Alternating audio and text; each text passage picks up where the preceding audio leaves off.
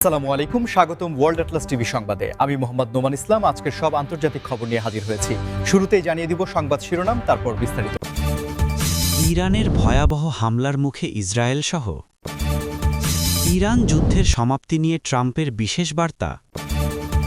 যুদ্ধে আহত ইরানের নতুন সর্বোচ্চ নেতা মোজতবা খামেনি, যা জানা গেল। যুদ্ধের মাঝেই কিমের নতুন মারণাস্ত্রের পরীক্ষা, বিশ্বকে কাঁপিয়ে দিল উত্তর কোরিয়া। তবে কি ইরানের বিরুদ্ধে যুদ্ধে পরাজয়ের দ্বারপ্রান্তে যুক্তরাষ্ট্র? এই বিষয়ে আপনার মতামত কমেন্টে জানান এবং যুদ্ধের সব আপডেট আগে পেতে চ্যানেলটি সাবস্ক্রাইব করে যাবেন। আসসালামু আলাইকুম, স্বাগতম জানাচ্ছি ওয়ার্ল্ড অ্যাটলাস টিভি সংবাদে। আমি মোহাম্মদ জায়েদ গাজী। এতক্ষণ শুনছিলেন সংবাদ শিরোনাম, এবার বিস্তারিত। মধ্যপ্রাচ্যের ভূরাজনৈতিক দৃশ্যপট বর্তমানে এক চরম উত্তেজনার মধ্য দিয়ে যাচ্ছে। বিশেষ করে ইরানের সাম্প্রতিক কৌশলগত পদক্ষেপ এবং ইসরায়েল সহ তার মিত্র দেশগুলোর ওপর এর সম্ভাব্য প্রভাব নিয়ে পুরো বিশ্ব গভীর পর্যবেক্ষণে রয়েছে। আপনারা যারা নিয়মিত আন্তর্জাতিক সংবাদ অনুসরণ করেন তারা নিশ্চয়ই জানেন যে গত কয়েক দশক ধরেই এই অঞ্চলে এক ধরনের স্নায়ুবিক উত্তেজনা বিরাজ করছে। তবে সাম্প্রতিক ঘটনাবলী সেই পরিস্থিতিকে এক নতুন এবং অত্যন্ত স্পর্শকাতর মাত্রায় নিয়ে গেছে। আন্তর্জাতিক বিশ্লেষক এবং প্রতিরক্ষা বিশেষজ্ঞরা ধারণা করছেন যে ইরান তাদের সামরিক সক্ষমতা এবং কৌশলগত জোটগুলোর মাধ্যমে এমন একটি পরিস্থিতি তৈরি করেছে যা ইসরায়েলের প্রতিরক্ষা ব্যবস্থার জন্য একটি বড় ধরনের চ্যালেঞ্জ হয়ে দাঁড়াতে পারে। এখানে শুধুমাত্র সামরিক শক্তির মহড়াই চলছে না, বরং এর পেছনে রয়েছে এক বিশাল অর্থনৈতিক এবং মনস্তাত্ত্বিক কৌশল। ইসরায়েলের অত্যাধুনিক আয়রনডোম বা অন্যান্য আকাশ প্রতিরক্ষা ব্যবস্থাগুলো কতটা কার্যকরী হতে পারে তা নিয়ে যেমন বিশ্বজুড়ে তুমুল আলোচনা চলছে, ঠিক তেমনি এই ধরনের অস্থিরতার কারণে বিশ্ব অর্থনীতিতে, বিশেষ করে জ্বালানি তেলের বাজারে যে নেতিবাচক প্রভাব পড়ছে তা নিয়ে শঙ্কিত উন্নত দেশগুলোও। মধ্যপ্রাচ্যের এই অস্থিরতা সরাসরি প্রভাব ফেলে হরমুজ প্রণালীর মতো গুরুত্বপূর্ণ আন্তর্জাতিক বাণিজ্য রুটে, যেখান দিয়ে বিশ্বের একটি বড় অংশের জ্বালানি পরিবহন করা হয়। ফলে এই অঞ্চলে যদি কোনো বড় ধরনের সংঘাতের সৃষ্টি হয় তবে তার সরাসরি প্রভাব পড়বে এশিয়া থেকে শুরু করে ইউরোপ ও আমেরিকার সাধারণ মানুষের দৈনন্দিন জীবনযাত্রায়। মুদ্রাস্ফীতি বৃদ্ধি, সাপ্লাই চেন বিঘ্নিত হওয়া এবং বিশ্বজুড়ে শেয়ার বাজারগুলোতে যে অস্থিতিশীলতা দেখা দেবে তা মোকাবিলা করা আন্তর্জাতিক সম্প্রদায়ের জন্য একটি বিশাল পরীক্ষা হয়ে দাঁড়াবে। এই পরিস্থিতিতে জাতিসংঘ সহ বিশ্বের পরাশক্তিগুলো ক্রমাগত আহ্বান জানিয়ে আসছে যাতে সব পক্ষ চরম সংযম প্রদর্শন করে এবং কূটনৈতিক আলোচনার মাধ্যমে একটি শান্তিপূর্ণ সমাধানে পৌঁছানো সম্ভব হয়। আন্তর্জাতিক এই উত্তেজনার মধ্যেই যুক্তরাষ্ট্রের অভ্যন্তরীণ রাজনীতি এবং বৈশ্বিক কূটনীতিতে সাবেক মার্কিন প্রেসিডেন্ট ডোনাল্ড ট্রাম্পের একটি বিশেষ বার্তা নতুন করে আলোচনার ঝড় তুলেছে, যেখানে তিনি ইরান এবং মধ্যপ্রাচ্য কেন্দ্রিক চলমান সংঘাতের সমাপ্তি নিয়ে তার নিজস্ব রূপরেখা তুলে ধরেছেন।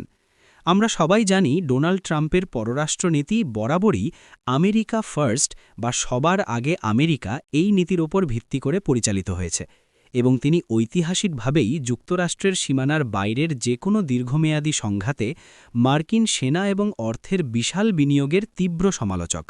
বর্তমান বৈশ্বিক প্রেক্ষাপটে যখন মধ্যপ্রাচ্য এক অজানা পরিণতির দিকে এগোচ্ছে, তখন ট্রাম্পের এই বার্তাটি আন্তর্জাতিক মহলে ব্যাপক কৌতূহলের জন্ম দিয়েছে।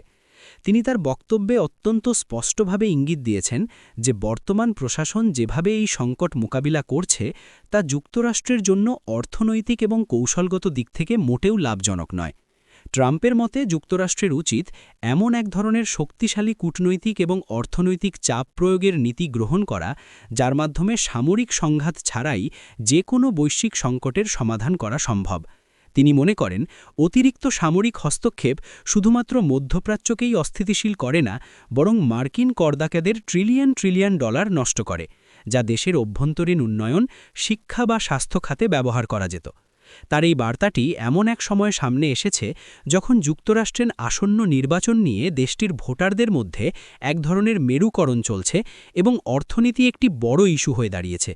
অনেক আন্তর্জাতিক সম্পর্ক বিশ্লেষক মনে করছেন ট্রাম্প তার এই বার্তার মাধ্যমে একদিকে যেমন যুদ্ধবিরোধী মার্কিন নাগরিকদের মন জয় করার চেষ্টা করছেন, অন্যদিকে আন্তর্জাতিক মিত্রদের কাছে এই বার্তাও পৌঁছে দিচ্ছেন যে তিনি পুনরায় ক্ষমতায় আসলে মধ্যপ্রাচ্য নীতিতে এক আমূল পরিবর্তন আসতে পারে।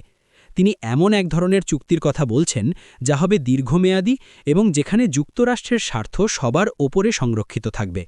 এবার দৃষ্টি ফেরানো যাক ইরানের অভ্যন্তরীণ রাজনীতির এক অত্যন্ত গুরুত্বপূর্ণ এবং চাঞ্চল্যকর খবরের দিকে, যেখানে দেশটির বর্তমান সর্বোচ্চ নেতার উত্তরসূরি হিসাবে বহুল আলোচিত মোজতবা খামেনির আহত হওয়ার খবর এবং তার বর্তমান অবস্থা নিয়ে আন্তর্জাতিক গোয়েন্দা সংস্থা থেকে শুরু করে সাধারণ মানুষের মধ্যে ব্যাপক জল্পনা কল্পনার সৃষ্টি হয়েছে। মোজতবা খামেনি, যিনি ইরানের বর্তমান সর্বোচ্চ নেতার দ্বিতীয় সন্তান, গত কয়েক বছর ধরেই ইরানের পর্দার আড়ালের রাজনীতিতে একজন অত্যন্ত প্রভাবশালী ব্যক্তি হিসেবে পরিচিত এবং অনেকেই মনে করেন যে দেশের সামরিক, রাজনৈতিক এবং ধর্মীয় নীতি নির্ধারণে তার প্রচ্ছন্ন অথচ সুদৃঢ় নিয়ন্ত্রণ রয়েছে। সাম্প্রতিক উত্তেজনাকর পরিস্থিতির মধ্যে তার আহত হওয়ার খবরটি এমন এক সময়ে সামনে এসেছে যা ইরানের অভ্যন্তরীণ ক্ষমতা হস্তান্তরের প্রক্রিয়া এবং ভবিষ্যতের কৌশলগত দিকনির্দেশনাকে প্রভাবিত করতে পারে বলে মনে করা হচ্ছে। যদিও ইরানের রাষ্ট্রীয় গণমাধ্যম বা সরকারি পর্যায় থেকে এই তথ্যের কোনো আনুষ্ঠানিক সত্যতা বা বিস্তারিত বিবরণ এখনও স্পষ্টভাবে প্রকাশ করা হয়নি, তবে আন্তর্জাতিক মিডিয়া এবং বিশ্লেষকরা বিভিন্ন সূত্রের বরাত দিয়ে দাবি করছেন যে চলমান আঞ্চলিক সংকটের মধ্যে কোনো কৌশলগত অবস্থানে থাকাকালীন এই ঘটনা ঘটে থাকতে পারে। মোজতবা খামেনির শারীরিক অবস্থা এবং তার রাজনৈতিক ভবিষ্যৎ ইরানের জন্য এই কারণে অত্যন্ত গুরুত্বপূর্ণ যে দেশটির পরবর্তী নেতৃত্ব কার হাতে যাবে এবং নতুন নেতা কিভাবে আন্তর্জাতিক বিশ্বের সাথে, বিশেষ করে পশ্চিমা দেশগুলোর সাথে সম্পর্ক পরিচালনা করবেন তা এর উপর গভীরভাবে নির্ভরশীল। ইরানের মতো একটি দেশে যেখানে সর্বোচ্চ নেতার হাতে রাষ্ট্রের সকল চূড়ান্ত ক্ষমতা ন্যস্ত থাকে, সেখানে সম্ভাব্য উত্তরসূরির যে কোনো সংবাদ দেশের অর্থনীতি, শেয়ার বাজার এবং সাধারণ মানুষের মনস্তত্ত্বের ওপর তাৎক্ষণিক প্রভাব ফেলে। আপনারা যারা ভূরাজনীতি পছন্দ করেন তারা নিশ্চয়ই বুঝতে পারছেন যে একটি দেশের নেতৃত্ব পরিবর্তনের সময়টি কতটা স্পর্শকাতর হতে পারে, বিশেষ করে যখন দেশটি চারপাশ থেকে বিভিন্ন আন্তর্জাতিক চাপ এবং অবরোধের মধ্যে দিয়ে যাচ্ছে। বিশ্বের একটি প্রান্তে যখন এই ধরনের জটিল পরিস্থিতি বিরাজ করছে, ঠিক তখনই পূর্ব এশিয়া থেকে আসা আরেকটি খবর পুরো বিশ্বকে আক্ষরিক অর্থেই কাঁপিয়ে দিয়েছে, আর তা হল উত্তর কোরিয়ার শীর্ষ নেতা কিম জং উনের নির্দেশে পরিচালিত নতুন এবং অত্যন্ত উন্নত প্রযুক্তির এক কৌশলগত অস্ত্রের পরীক্ষা। আপনারা জানেন যে উত্তর কোরিয়া বরাবরই আন্তর্জাতিক বিধিনিষেধ এবং জাতিসংঘের সতর্কতা উপেক্ষা করে নিজেদের সামরিক সক্ষমতা বৃদ্ধির কাজ চালিয়ে গেছে। তবে বর্তমান বৈশ্বিক অস্থিতিশীলতার ঠিক মাঝখানে দাঁড়িয়ে এই ধরনের একটি পরীক্ষা শুধু একটি সামরিক পদক্ষেপ নয়, বরং এটি একটি অত্যন্ত সুচিন্তিত ভূরাজনৈতিক বার্তা। বিশেষজ্ঞরা বলছেন, যখন যুক্তরাষ্ট্র, ইউরোপীয় ইউনিয়ন এবং বিশ্বের অন্যান্য পরাশক্তিগুলো মধ্যপ্রাচ্য এবং পূর্ব ইউরোপের সংকট নিয়ে ব্যস্ত, ঠিক সেই সুযোগটিকে কাজে লাগিয়ে উত্তর কোরিয়া তাদের নিজস্ব এজেন্ডা বাস্তবায়ন করে নিচ্ছে। নতুন এই প্রযুক্তির পরীক্ষাটি প্রমাণ করে যে উত্তর কোরিয়ার বিজ্ঞান ও প্রযুক্তি খাত চরম অর্থনৈতিক অবরোধের মুখেও অভাবনীয় গতিতে এগিয়ে যাচ্ছে।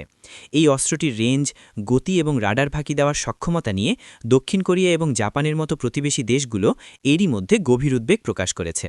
তারা মনে করছে যে এই ধরনের পরীক্ষা পুরো এশিয়া প্রশান্ত মহাসাগরীয় অঞ্চলের ক্ষমতার ভারসাম্যকে নষ্ট করে দিতে পারে এবং এর ফলে একটি নতুন অস্ত্র প্রতিযোগিতা শুরু হওয়ার প্রবল সম্ভাবনা রয়েছে। এর জবাবে দক্ষিণ কোরিয়া এবং যুক্তরাষ্ট্র ইতিমধ্যে তাদের যৌথ সামরিক মহড়া বৃদ্ধি করার কথা ভাবছে, যা পরিস্থিতিকে আরও বেশি ঘোলাটে করে তুলতে পারে। উত্তর কোরিয়ার এই পদক্ষেপের পেছনে একটি বড় কারণ হতে পারে আন্তর্জাতিক দর কষাকষিতে নিজেদের অবস্থানকে আরও শক্তিশালী করা।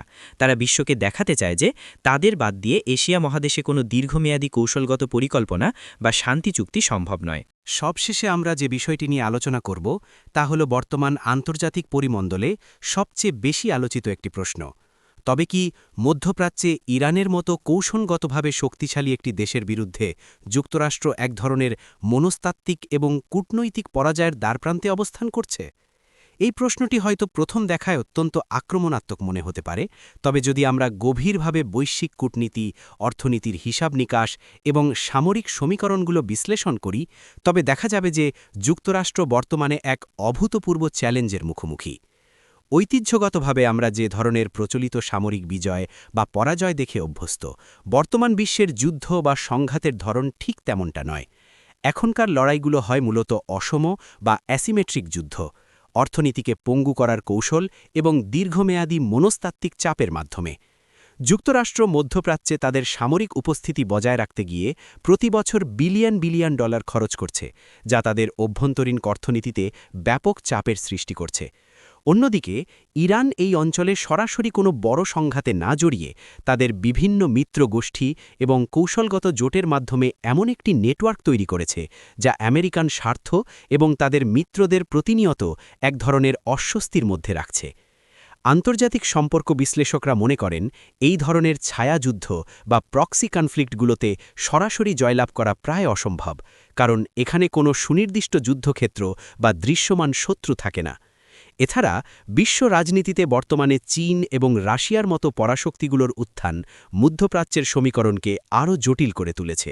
তারা ইরানকে অর্থনৈতিক এবং কূটনৈতিক সমর্থন দিয়ে যুক্তরাষ্ট্রের একক আধিপত্যকে চ্যালেঞ্জ করছে, যা একসময় কল্পনারও বাইরে ছিল। এর ফলে যুক্তরাষ্ট্রের দীর্ঘদিনের মিত্ররাও এখন বিকল্প আন্তর্জাতিক জোটের দিকে ঝুঁকছে।